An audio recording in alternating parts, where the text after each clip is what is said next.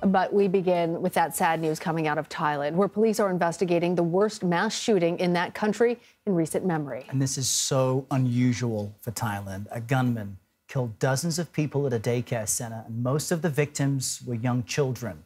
Officials say the suspected gunman is an ex-police officer. They say he killed his wife and child before taking his own life. CBS News foreign correspondent Ian Lee has more on this.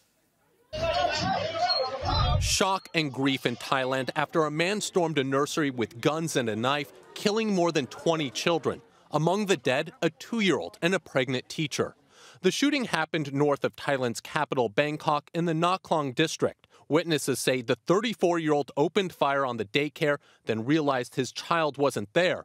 Authorities say he headed for home, running a woman off the road and still firing from his car as he fled. Officials say he then killed his wife and child before taking his own life. Authorities identified the attacker as an ex-police officer who was fired last year for alleged drug use. The country's prime minister has ordered a fast-track investigation into how this happened. Ian Lee, CBS News. CBS News foreign correspondent Roxana Saberi joins us now for more on this. Roxana, the details are so disturbing. Yeah. What more do we know about the attack and why this man may have done this? Yeah, they are really disturbing, Errol. This was not only the deadliest rampage in Thailand's recent history carried out by a lone attacker, it was also one of the world's highest child death tolls by a single killer in recent history. Now, police say a former policeman killed at least 37 people, including 22 children, at the child care center in northeastern Thailand.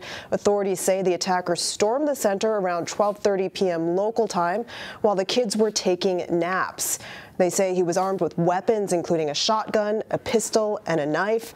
And images we saw posted online show the floor, bed sheets too, smeared with blood, and what appear to be very distraught families hugging one another and wailing. Authorities say by the time the shooter left, he had killed kids ranging from 2 to 5 years old. They say he also killed a teacher who was 8 months pregnant, and that the attacker kept shooting as he drove away, that he ran into bystanders, injuring several people. The authorities say when the attacker got home, he killed his wife and child and then himself. Police are still looking into his motive. Roxana, these details are so disturbing. This would be a horrific shooting any place that it happened. But here in the U.S., unfortunately, mass shootings have become more common. They are extremely rare in Thailand. How are people there responding to this shooting, and how does it differ, perhaps, from here in the United States? Yeah, mass shootings are rare in Thailand, but they still do happen. There was a mass shooting there in 2020 when an armed soldier raided a shopping mall and killed 29 people. But compared to the U.S., Thailand has a much lower rate of gun-related deaths. There are still many illegal weapons brought in from neighboring countries, and Thai authorities have long worried about the potential for more gun violence. Today, Thailand's prime minister commented on this attack, and he said, "This shouldn't have happened. I feel deep sadness for the victims and the relatives," and he plans to visit the site tomorrow. Lana and Errol.